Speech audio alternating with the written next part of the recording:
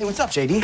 But if JD is anything like the rest of us, the first thing that popped into his head... He was using, I think, the JD side of his brain. JD, such a trite question. What does this job mean to you personally, JD? And JD is a great communicator. Well, JD says, JD, I don't use the word hillbilly. Content Creation Musings with JD Sutter. Welcome to the show. I talk about podcasting, blogging, new media, and other creative projects, and some of the things that inspire me in my own creative pursuits. You can find my content and connect with me at jdsutter.me. Today, I want to share 5 free research tools for writers.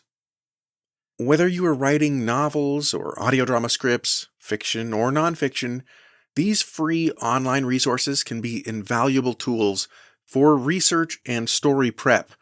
Now, these are not tools that will help you get better at writing. That will be a topic for another episode, which I will be covering at some point. But these are tools to help you research actual data that you may need for a real location in your story, or to have some realistic basis to build and base your fictional stories, even fantasy worlds, on. Now, I can hear you say, can't I just Google this or use ChatGPT to research? Well, yes, you can, but if you want to have actual, 100% factual, concrete data, facts, and figures, these are indispensable resources. So let's get into it. First up is a tool called citydata.com. Now, what can you find here? Well, it's all about data on cities. They have all kinds of basic information like population and elevation of cities. They have demographics such as religion, income, and rent prices. They have crime rates, neighboring towns and cities, and average weather conditions such as snowfall, rain, and temperatures. They have landmarks and points of interest, like libraries, hospitals, schools, and colleges. So you input or search up a particular city, and you get access to this treasure trove of information about that location. Now, they only have cities in the US and Canada, but they have all US states and all Canadian provinces covered for you, so this is an amazing tool that I have used many times over the years. Well, next up is one that I'm sure you've heard of before, and that is Google Maps. What's so great about Google Maps, you ask? Well, there is the obvious use case of viewing maps, routes, and looking up places of business, operating hours, etc., but it's not just valuable for things like that. As you probably know, you can also access street views in Google Maps, and you can use it to go down on the street level of pretty much any place in the world and check out the layout of buildings, traffic flow, crosswalks, and more.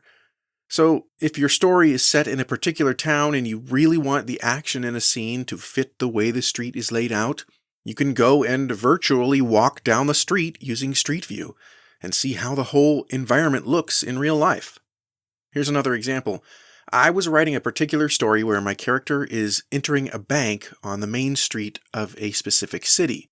So I was able to pull up the street view on the main street of this city, find the real bank that I was using to base the one in my story on, though in my story I changed the bank's name, and I could see how it was situated on that street and the path my character may have walked to enter the building. Now, you might think that you don't need that much detail, and that may be true for some stories, but sometimes just seeing the way things are situated helps you to visualize the story a little more, and it can be a really great tool.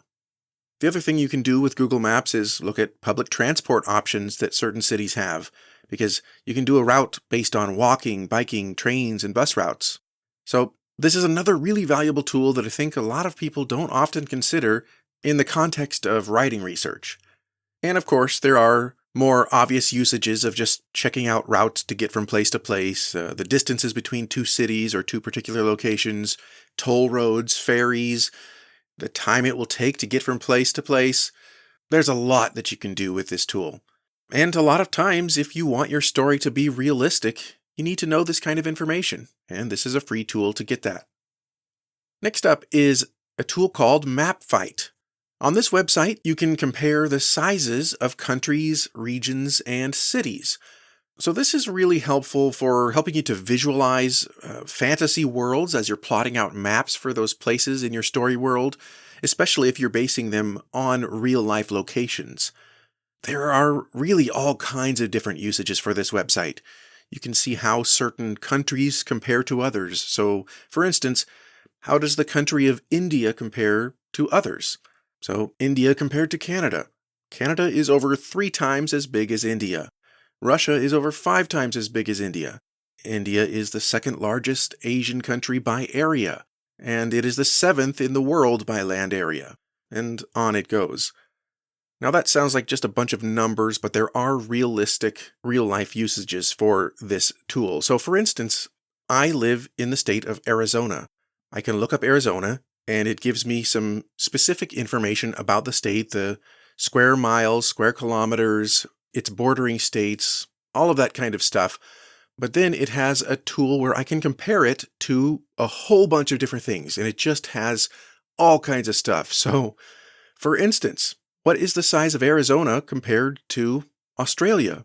What is the size of Arizona compared to the Baltic Sea? What is the size of Arizona compared to Bangladesh? What is the size of Arizona compared to the Chicago metropolitan area? And it just goes on. And if I click on that particular option, it shows me a map of the state of Arizona with the Chicago metro area overlaid over the top of it. So I can see a visual representation, and it also gives me the data. The Chicago metro area is 0.10 times as big as Arizona. So this tool has some very specific research usages, and it may not be applicable to every kind of story that you're telling, but it is a really interesting tool, and it's free, and it's just fun to play around with. Next up is one called Wolfram Alpha. Now, this one is a little bit harder to explain and describe. What this website lets you do is calculate mathematical problems or research historical data, such as what was the high temperature in Paris, France on September 30th, 1985? So very specific information. Or how long did Albert Einstein live? Again, as I said before, some of these questions you could get just by Google. But this has some really precise data. So, Einstein lived exactly 76 years, 1 month, and 4 days. Or you can just put in the name of a historical figure to get all sorts of information. Put in Harriet Tubman, and you get place of birth, place of death, full name, height, siblings, parents, notable facts, and a whole lot more. So from their website, they say that this tool is, quote, a fundamentally new paradigm for getting knowledge and answers, not by searching the web, but by doing dynamic computations based on a vast collection of built-in data, algorithms, and methods, bringing broad, deep, expert-level knowledge to everyone, anytime, anywhere. So it is a bit of a mouthful, but I think that this one is a really interesting tool that can be used for doing all kinds of different research. And our last one is called TimeToast. Now this is a timeline maker, and you can use it to create character or story world timelines. It's great for plotting out major dates and moments in your character's life, or for laying out the historical events in your story world. You can add not only dates, but also images and descriptions for each entry. And you can also add ranges in addition to a single date entry. Having a visual representation of this information is really nice for quick reference. Now, the free version only allows you to have one timeline in process at a time. They call it draft mode. But once you've finished it, you can publish it, and that removes it from your drafts and frees up that slot. But that timeline is then no longer editable.